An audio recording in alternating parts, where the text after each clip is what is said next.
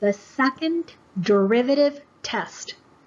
The second derivative test theorem states, suppose that f has a continuous second derivative on the open interval from a to b containing c where the derivative evaluated at c equals 0. First bullet point. If the second derivative evaluated at c is negative, then f has a local max at c. Second bullet point. If the second derivative evaluated at c is positive, then f has a local minimum at c. And if the second derivative evaluated at c equals 0, the test is inconclusive. What this means is you need to go back and do the first derivative test. It's very important that you note the second derivative test determines local extrema, not concavity. Example, use the SDT, that's the second derivative test, to find the relative extrema of f of x equals x cubed minus 3x squared minus 24x plus 32. In order to find relative extrema or local extrema, we begin by stating the domain. And the domain of this function, because it's a polynomial, is the set of real numbers. Next, we find critical values.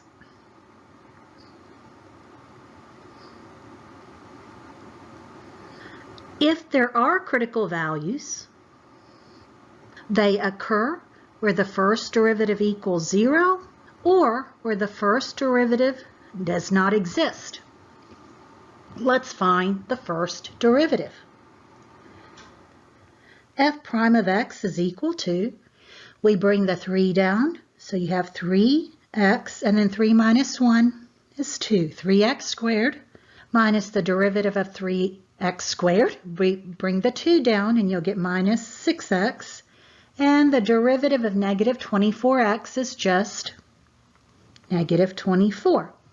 Now, we're going to solve for where the derivative equals 0, because it does not happen where the derivative doesn't exist. The derivative is a polynomial as well. So we'll set 0 equal to, let's go ahead and factor out the 3. So you have 3 times x squared. Factor a 3 out of negative 6x, and you got minus 2x. Factor a 3 out of negative 24, and you got minus 8. Let's continue to factor some more. The x squared minus 2x minus 8 factors to x minus 4 and x plus 2. So we can conclude that critical values are where x equals negative 2 and x equals 4.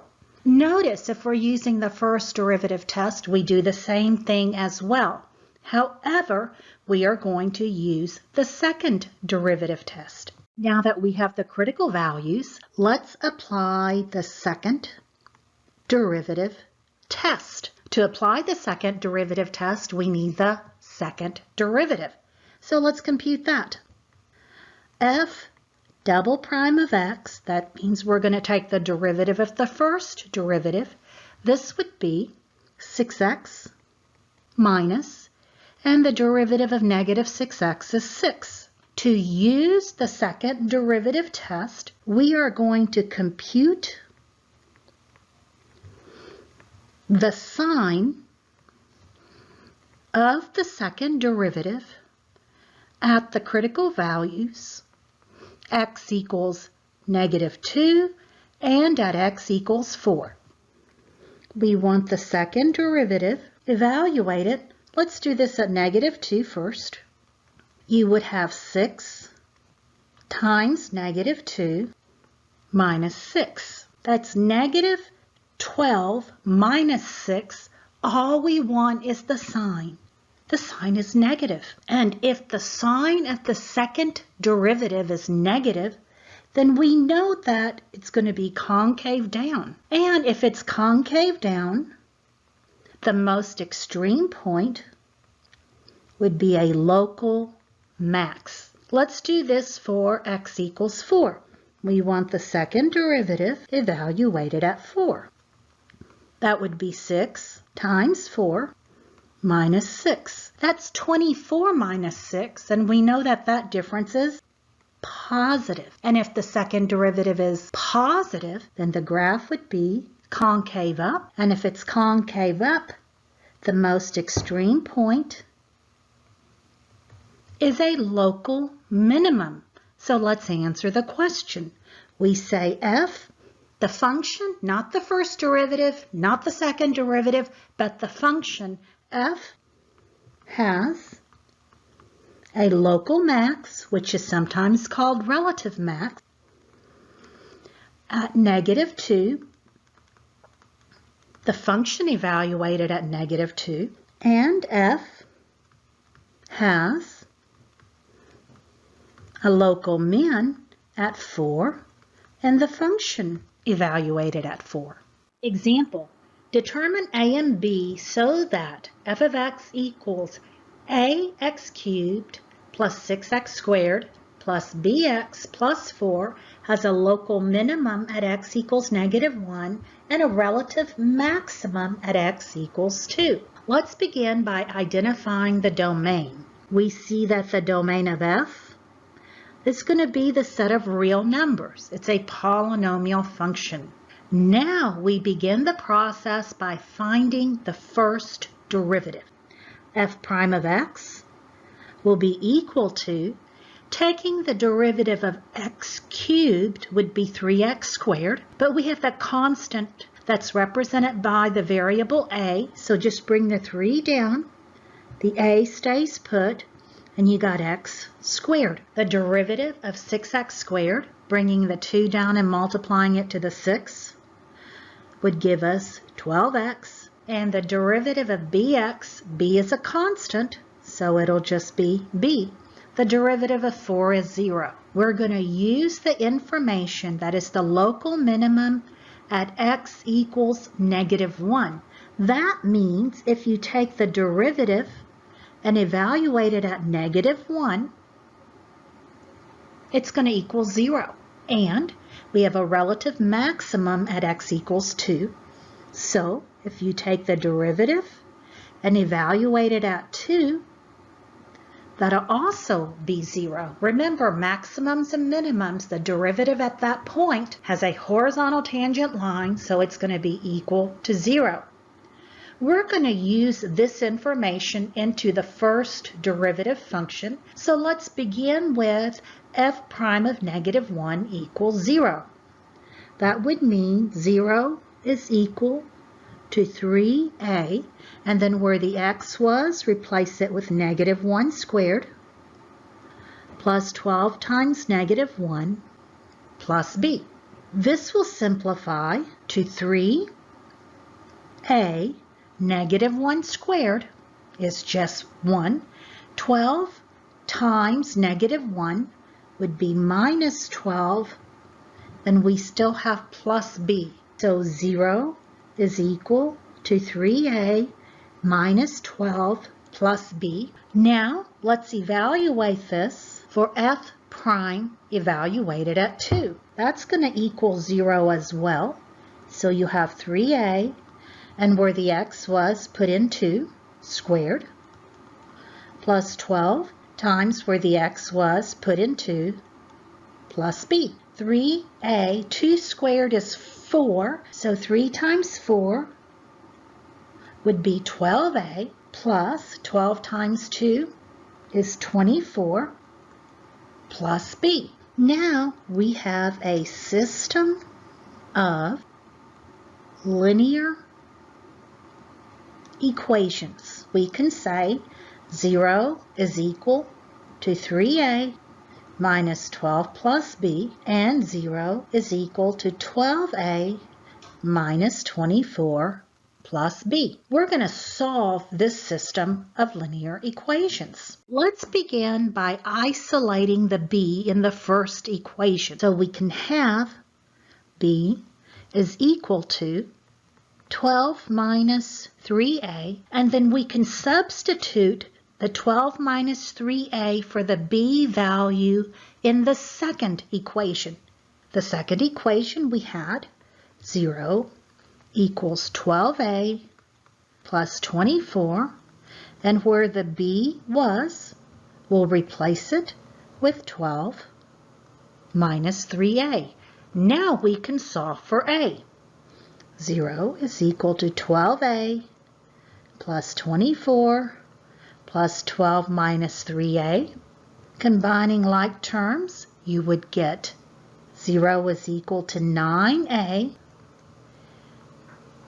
plus 36, adding the 24 and 12 together. And if 0 is equal to 9a plus 36, we can actually solve for a very directly. That is minus 9a equals 36, and we get that a equals negative 4.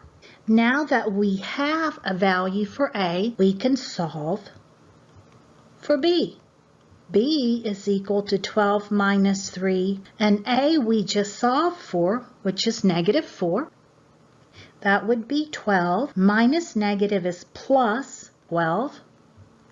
That's 24. So we now have a value for a and for b. The only possible answer for f of x is we're going to replace the a with negative 4. So you got negative 4x cubed plus 6x squared, and for the bx, we'll replace the b with 24x plus 4. Not quite done though. For the function we obtained, the f of x equals negative 4x cubed plus 6x squared plus 24x plus 4, we've got to show that we have a local min at x equals negative 1 and a local max at x equals 2.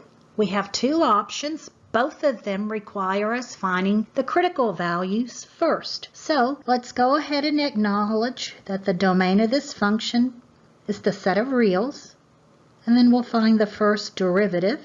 That would look like bringing the 3 down, multiplying it to the negative 4, negative 12x, 3 minus 1 is squared, plus the derivative of 6x squared, bringing the 2 down and multiplying it to the 6, would be 12x, and then the derivative of 24x is 24.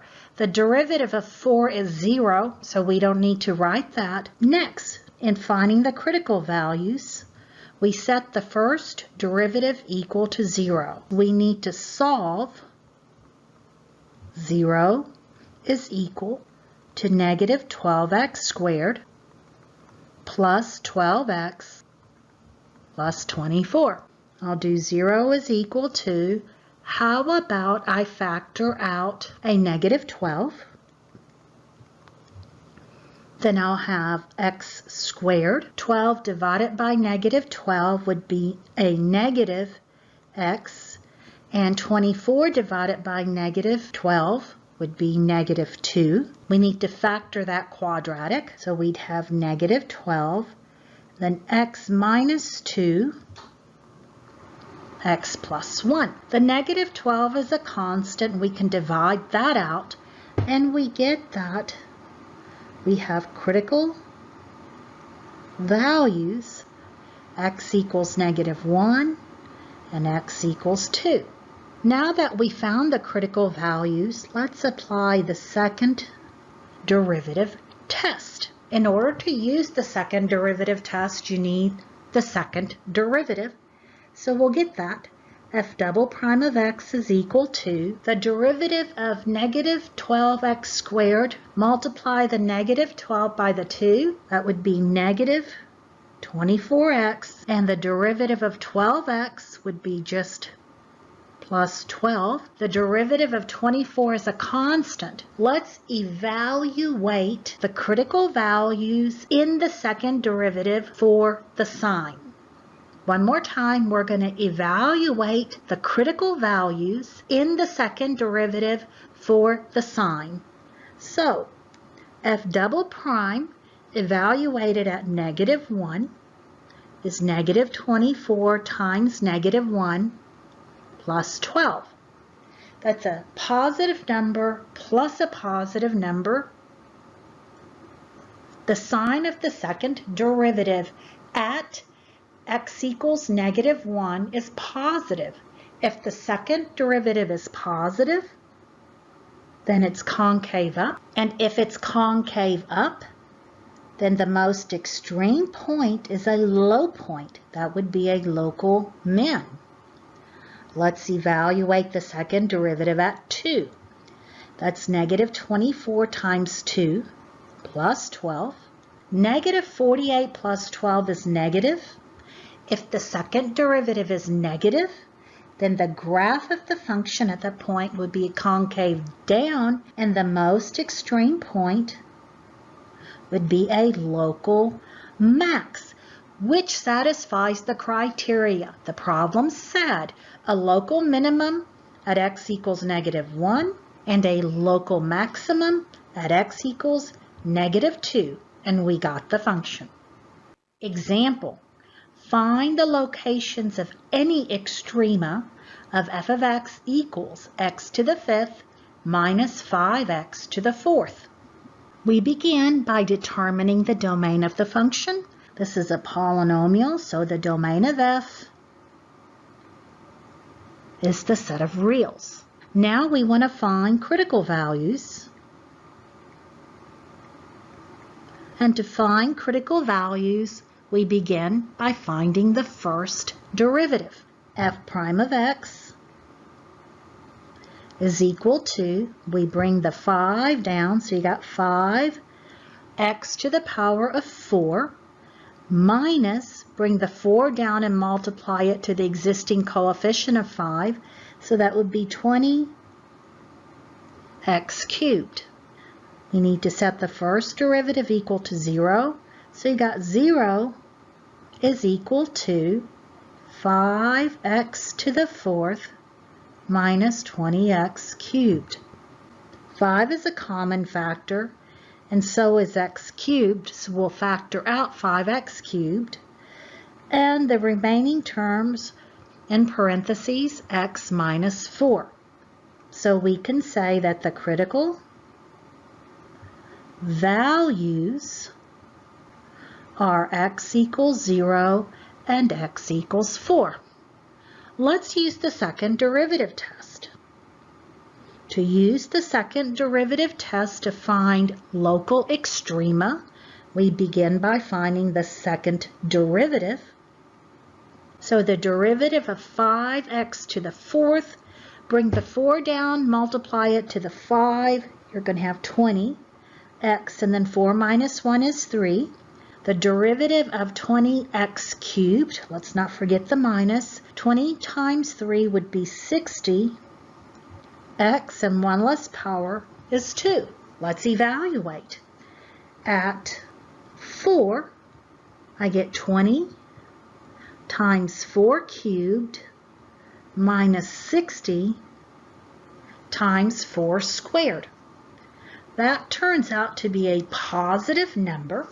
And if the second derivative is positive, then the graph is concave up. And if the graph is concave up, then the most extreme point is a local min. Let's see what happens at the critical value of 0. The second derivative evaluated at 0 is 20 times 0 cubed minus 60 times 0 squared. This is actually 0. And the second derivative test says if the second derivative evaluated at the critical value is 0, this means no information, do something else.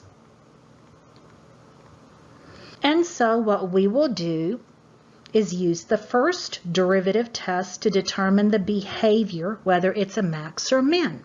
So we have, using the first derivative, remember we want a sign chart, and at x equals 0, the first derivative is 0. Now we need to look at the first derivative function, which was f prime of x equals 5x to the fourth minus 20x cubed, and then select values on both sides of the zero.